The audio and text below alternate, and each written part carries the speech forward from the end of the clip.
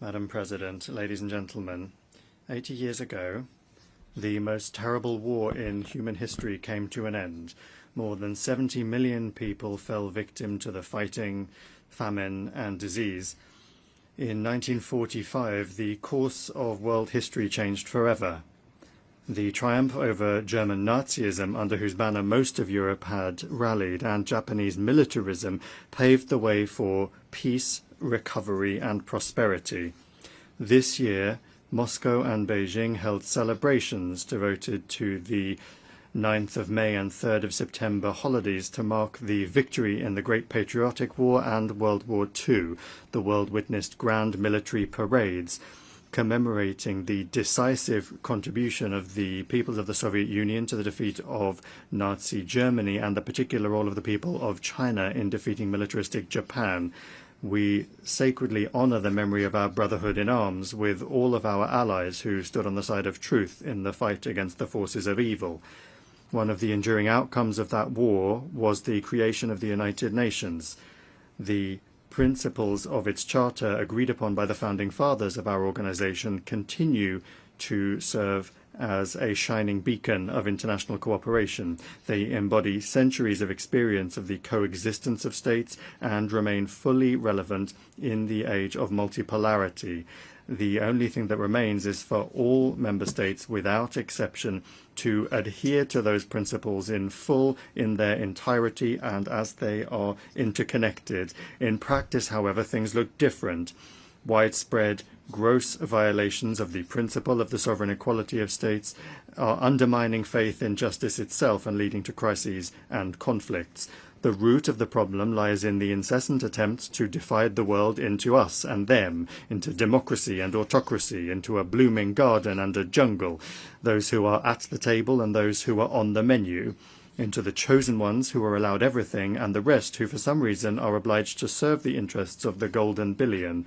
We advocate for unquestioning adherence to the principle of equality. It is the guarantee that all countries will be able to take their rightful place in the world order, regardless of their military might, the size of their population, or the size of their territory and economy.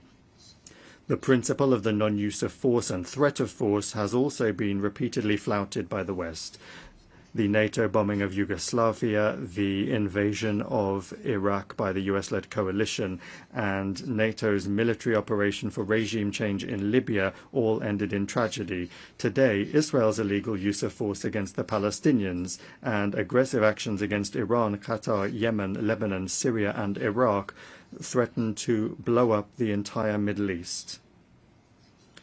Russia firmly condemned the attack by Hamas militants on Israeli civilians on the 7th of October 2023. However, there is no justification for the brutal killings of the civilian population of Palestine or for terrorist attacks. There is also no justification for the collective punishment of Palestinians in the Gaza Strip, where Palestinian children are dying from bombing and starvation. Hospitals and schools are being destroyed, and hundreds of thousands of people are being left without shelter. There is no justification for plans to annex the West Bank. We are essentially dealing with an attempt at a kind of coup d'etat aimed at burying UN decisions on the creation of a Palestinian state. Recently, a number of Western governments announced their recognition of the State of Palestine. Moreover, they announced their intention to do so several months ago.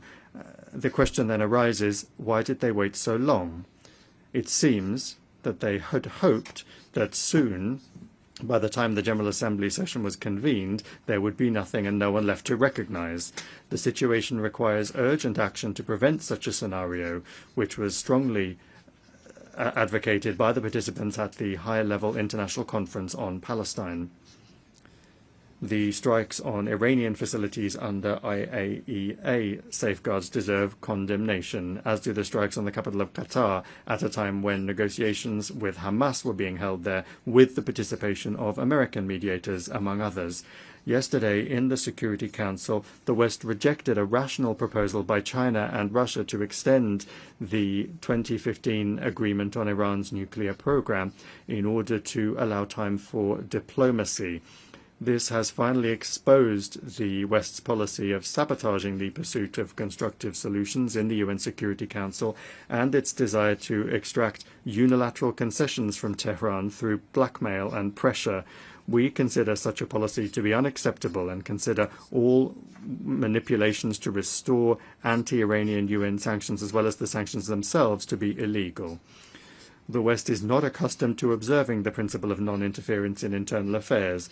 The color revolutions have become a sad phenomenon of our time, and illegal unilateral sanctions have long since become the main tool of Western diplomacy. No matter what excuses are used to justify them, the essence of such sanctions is the same: to suppress and intimidate competitors in the global economy and politics. Russia, together with an absolute majority of UN members, calls for the immediate lifting without prior conditions of the trade blockade against Cuba, which has been in place for more than 60 years, and for it to be removed from the notorious list of state sponsors of terrorism. We express our solidarity with the people of Venezuela in the face of external sanctions pressure and threats. We advocate for Latin America and the Caribbean to remain a zone of peace and cooperation. A flagrant example of the undermining of sovereignty and gross interference in internal affairs is the actions of the West in the Balkans, where such a fundamental principle as the need for all UN members to comply with Security Council decisions is being violated. The unilateral recognition of Kosovo's independence, contrary to Resolution 1244, was essentially an attack on Serbia's state structure. Now the West has set a course for the collapse of the statehood of Bosnia and Herzegovina by sabotaging the Dayton peace agreement. In both Kosovo and Bosnia, an attack has been launched on the vital interests of the Serbian people, including the ancestral rights of Serbian Orthodoxy.